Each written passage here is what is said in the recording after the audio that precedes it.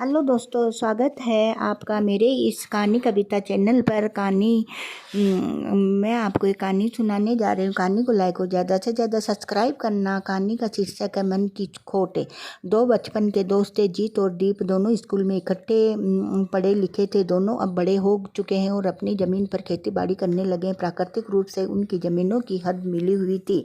दोनों एक दूसरे की चीज़ों को ज़रूरत के अनुसार प्रयोग में लाते थे और बिजली कटाई के समय भी मिलकर काम करते थे। उन दोनों को पानी की मुश्किल आती थी। अगर इस समय अनुसार वर्षा आ जाती तो उन दोनों की फसल अच्छी हो जाती। अगर पानी नहीं पड़ता तो फसलों पर किया खर्च भी पूरा नहीं हो पाता था। उनकी ज़मीन के पास से कोई नदी नहर भी नहीं निकलती थी। 2-3 वर्ष तक लगातार वर्षा होती रही और उन दोनों दोस्तों की फसल अच्छी होती रही। उन दोनों ने बैठकर सोचा कि हम एक कुआं खुदवा ले तो हमें भी पानी की बड़ी मौज रहेगी। आगे से हमारी भी सारी फसलें अच्छी हो जाया करेगी।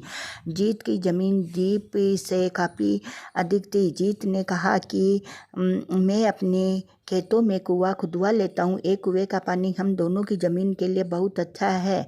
जीत ने दीप से कहा, मुझे कुछ दिनों के लिए घूमने जाना है। तुम अपने आदमी लगवा करके कुआं खुदवा लेना। सभी पैसे मैं दे दूंगा। दीप ने उसकी बात को एकदम मान लिया। दीप अपने दोस्त जीत से अधिक चुस्त चालाक था। जीत अगले दिन दीप को कुछ पैसे देकर और कुएं का काम शुरू करवाने की जगह बतलाकर घूमने चला गया। दीप ने अगले दिन अपनी और जीत की मिली हुई हद पर आदमी लगवा कर कुआं खुदवाना शुरू कर दिया। आधा जीत की ज़मीन पर और आधा दीप की ज़मीन पर। दीप ने जीत की गैर हाजिरी में सारे काम करने वाले मजदूरों को यह कह दिया कि वह खुद कुआं खुदवा रहा है। सबने इस बात को सत्य मान लिया कि सारा काम दीप करवा रहा है और मजदूरों को पैसे भी वही दे रहा है। जीत ने कुछ दिन बाहर रहकर वापस आया तो काम लगभग पूरा हो चुका था। जीत बड़ा खुश था कि उसके आने तक जीप ने सारा काम खत्म करवा लिया है।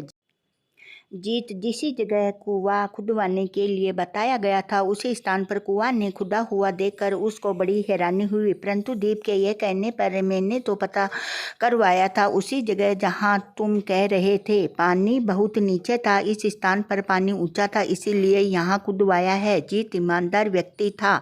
उसने जीत की कही हुई बात को सच मान लिया। परंतु दीप के मन में खोट आ चुकी थी। कुआं तैयार हो गया। बड़ा साफ और मीठा पानी निकला। कुछ समय तक दोनों दोस्त जरूरत के अनुसार अपने खेतों को पानी देते रहे। दोनों दोस्तों की फसलें हरी भरी लहराने लगी। एक दिन जीत सुबह सवेरे अपने खेतों में पानी लेने के लिए कुएं को चलाने लगा। तब दीप और उसके सभी साथी वहां पहले से ही मौजूद थे। उन्होंने जीत को कुआं चलाने से मना कर दिया और कहा, जीत, इतने समय में मैं तुम्हें अपने कुएं का पानी देता आ रहा हूँ, पर अब मैं तुम्हें और पानी नहीं दे सकता। जीत अपने दोस्त की यह बात सुनकर हक्का बक्का रह गए। उसने समझा कि दीप शायद कोई मजाक कर रहा है। जीत ने कहा, जीत, दीप, क्या बात है? आज सुबह सवेरे मजाक करना शुरू कर दिया। मैं मजाक नहीं कर रहा हूँ, ये कुआं मेरा है। तुम चाहे किसी से भी पूछ लो, तुम इससे पानी नहीं ले सकते। दीप ने बड़े गुस्से में कहा। दीप की बात सुनकर जीत को भी गुस्सा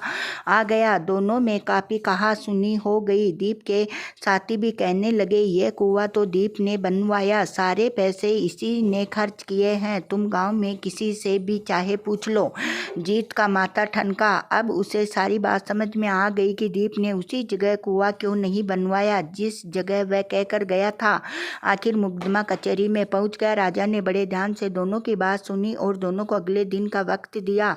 अगले दिन फिर कचहरी लगी। राजा ने दीप से कहा, रात को हम सैर करते करते तुम्हारे कुएं के पास चले गए। मेरा वजीर और सिपाही भी मेरे साथ थे। तुम्हारे कुएं पर कुछ देर तक बैठे और यह अंदाजा लगाया कि वह कुआं तुम्हारा ही है। परंतु मेरे वजीर से एक गलती हो गई थी। हमारे पास एक सोने की मोहरों की थैली थी जो तुम्हारे कुएं के ऊपर रखी थी। वजीर ने अंधेरे में ध्यान नहीं दिया। उसका हाथ लगा और मोहरों की थैली उस कुएं में जा गिरी। अब